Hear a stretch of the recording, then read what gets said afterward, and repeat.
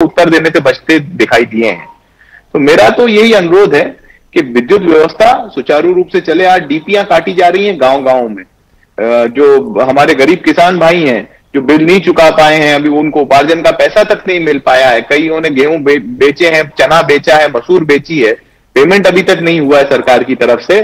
फिर भी उनके गांव में जाके ट्रांसफार्मर काटे जा रहे हैं, उनकी कनेक्शन काटे जा रहे हैं और एक वसूली की ड्राइव मध्य प्रदेश में की जा रही है। अगर आप पड़ोसी राज्य राजस्थान से कंपेयर करें, राजस्थान ने बिजली के सारे बिल जमा करने पर अभी रोक लगाई है, पानी के बिल जमा करने पर रोक लगाई है। और मध्य प्रदेश में कोरोना काल में जब ज्यादातर व्यवसाय ठप हैं, ज्यादातर आमदनी आम नागरिक की जो प्राइवेट व्यवसाय में जुड़ा हुआ उसकी आमदनी नहीं हो पा रही है, तो उसके घर की लाइट के कनेक्शन काटने का और किसानों की डीपीयां काटने का काम चल रहा है। ये बहुत ही दुखद है। और एक तरीके से ये सरकार मुझे नहीं लगता कोरोना से लड़ रही है, कर रही है, मंत्री परिषद का गठन कर रही है।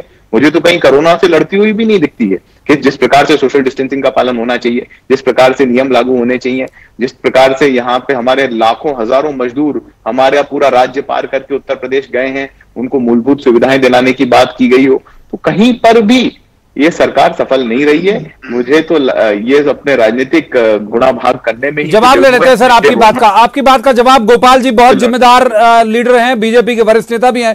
गोपाल जी कह रहे हैं, प्रियव्रत जी आरोप लगा रहे हैं आपके ऊपर कि आप काम नहीं कर रहे हैं उन लोगों के लिए जिनके लिए ज्यादा जरूरी है। बिजली भी उन्होंने उदाहरण दिया, किसानों का भी उदाहरण दिया। मैं चाहूंगा कि आप जवाब दें प्रियव्रत जी को। देखिए, प्रियव्रत जी जो कह रहे हैं वो उनकी मजबूरी है, दल विशेष से संबंधित है। निष्पक्ष रूप से यदि मैं कहूं, पिछले वर्ष 80 लाख मीट्रिक टन से थोड़ी सी ज्यादा गेहूं की खरीदी हुई थी, उपार्जन हुआ था, आप सभी को जानकारी रिकॉर्ड में। इस वर्ष उससे 1.5 गुना हो रहा है, 115 के ऊपर पहुंच गए हैं, 120 और 25 तक जाएगा।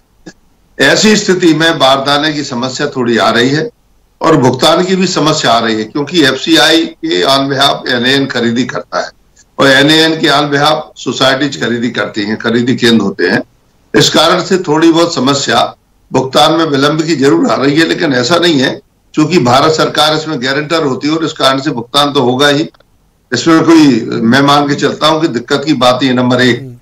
नंबर दूसरी बात, यदि मैं पिछले कार्यकाल की बात कहूं, कमलनाथ जी के कार्यकाल की, प्रियव्रत जी जिसमें मंत्री थे, मैं उनको स्मरण करवाना चाहूंगा कि उन्होंने जो कर्ज माफी की बात कही थी कि हम 10 दिन में कर्ज माफी, उनके राष्ट्रीय अध्यक्ष जो राहुल जी थे उन्होंने कहा था न 10 दिन में कर्ज माफी हुई किसानों की, न 4000 रुपया महीना बेकारी भत्ता मिला, एक भी नौजवान को नौकरी नहीं मिली,